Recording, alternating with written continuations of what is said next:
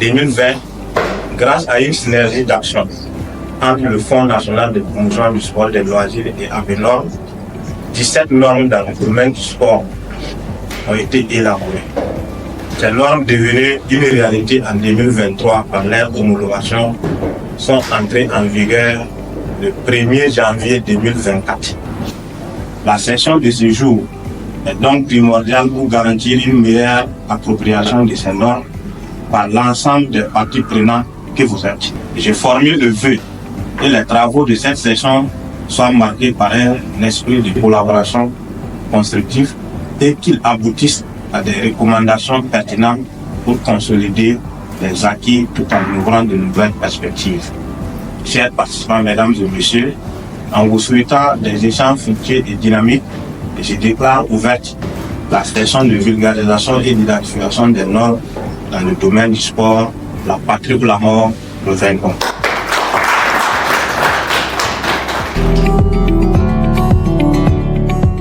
Il faut dire que la mise en place de ces fonds est consécutive en tout cas à des difficultés constatées dans le financement des activités sportives et de loisirs.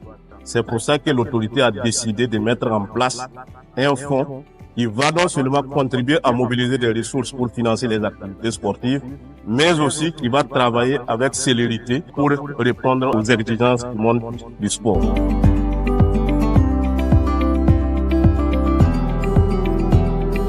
Il faut noter qu'il y avait un contexte national, un contexte sous-régional et un contexte un peu petit continental. Au niveau de la sous-région, il y a l'UEMOA, voilà, qui est une zone économique bien au niveau de la sous-région, qui a pu apprendre un texte appelant à l'harmonisation des activités de normalisation, de certification, de normalisation et de métrologie au sein de son espace. Au niveau de la CEDEAO aussi, on a eu la politique industrielle commune de cet espace qui a intervenu. Au niveau africain, on a la Banque africaine de développement, voilà, qui devait financer également le Burkina Faso, notamment en termes d'infrastructure qualité. Et pour ce financement, il y avait une conditionnalité. Et la conditionnalité, c'était également de disposer d'une structure autonome en charge de ces activités-là. Au niveau national, on a eu l'élaboration de la politique nationale qualité, je pense que date de 2010, la première version. Et cette politique qualité est assortie d'une vision claire qui est de jeter les bases pour disposer d'une infrastructure qualité forte qui puisse protéger la population, mais également nos différentes entreprises lorsqu'elles vont vouloir commercialiser hors de notre pays. C'est de là qu'est intervenue la naissance de l'ABNOR en 2012.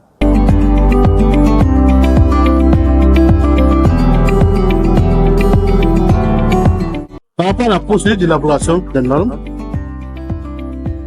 il faut noter qu'on a 3 grandes phases en matière d'élaboration des normes. Il y a la phase préparatoire, il y a la phase technique et il y a la phase de validation. Donc, pendant la phase préparatoire, qu'est-ce qu'on fait? C'est l'étude d'opportunité et l'étude de faisabilité. Ensuite, il y a la phase technique dans le domaine de la chimie, dans le domaine du sport, dans le domaine des produits alimentaires, dans le domaine du textile. Pour chaque domaine sectoriel, il y a toujours un comité technique national de normalisation. On va procéder au rassemblement des matériaux de base pour élaborer ce qu'on appelle les avant-projets de normes. C'est les règlements, les études, les normes, c'est les normes internationales existantes par rapport au domaine, ou bien les normes régionales, ou bien les normes nationales de notre pays. Donc, s'il y a un consensus qui est dégagé, on va préparer les différents documents, tout, avec un projet d'arrêté, d'homologation, et le tout sera déposé au prêt parce que les tests au niveau national, selon le décret, c'est le ministre en charge du commerce, voilà, qui prononce l'homologation des normes au niveau national. Donc, on met au point le test définitif avec le rapport qui retrace un peu tout le processus accompagné d'un projet d'arrêté qui sera soumis pour homologation.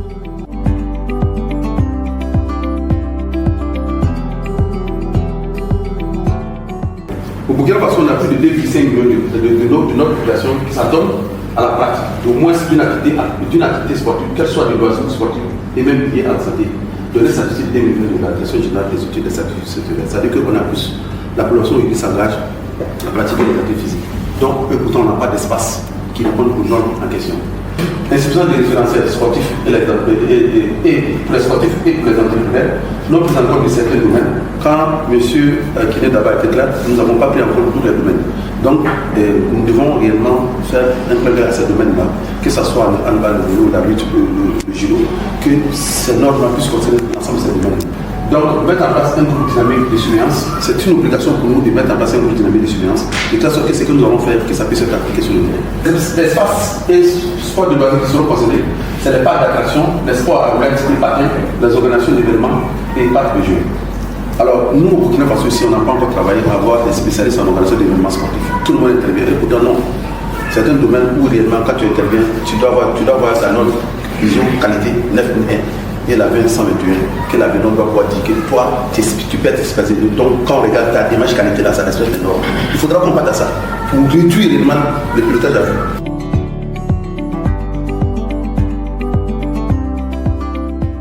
Quand on réalise un stade, on réalise le stade pour ici. Mais on réalise un stade pour le plus grand joueur du monde. Dans les conforts et en fonction du plus grand joueur du monde. Parce que n'importe quel joueur peut venir d'avoir ça. C'est ça qui rentre en compte le côté homologation, tout ce qui rentre dans ce cadre. Alors nous allons voir la piscine du public, les parcs des jeux, les plateaux de sport, installation pour les spectateurs, organisation d'événements, les sports sportifs, les salles de remise en forme et salles sportives, appareils d'entraînement fixes, nutrition sportive, performance sportive. Activités physiques et sportives en milieu professionnel, il y a les équipements et matériels de gymnastique, barres de gymnastique d'appartement extensibles, les tapis de sport, les équipements de jeu, équipements en accès libre, contrôle des équipements, espace de loisirs, parc d'attraction, sport de raquettes de tennis de table, sport à roulettes et papier.